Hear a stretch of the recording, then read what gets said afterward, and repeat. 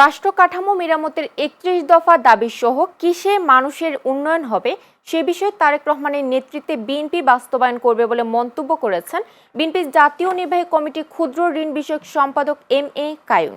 শুক্রবার দুপুরে রাজধানীর বাড্ডায় তারেক রহমানের রাষ্ট্র কাঠামো মেরামতের ৩১ দফা দাবি আদায়ের লক্ষ্যে সাধারণ মানুষের মাঝে লিফলেট বিতরণ কর্মসূচিতে প্রধান অতিথির বক্তব্যে তিনি এ কথা বলেন। এ সময় বাড্ডা থানার বিভিন্ন ওয়ার্ডের বিএনপি ও অঙ্গ সহযোগী সংগঠনের নেতাকর্মীরা উপস্থিত ছিলেন।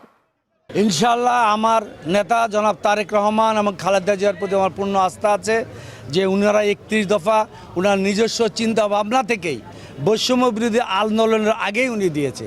তো আমি বিশ্বাস করি ৩১ দফা সহ আরও যাতে মানুষের কিভাবে উন্নয়ন হবে, ভালো হবে, মানুষ সুখে শান্তিতে বসবাস করতে পারবে, সেই জিনিসটা তারেক রহমানের নেতৃত্বে বিএনপি আমরা বাস্তবায়ন করবো ইনশাআল্লাহ।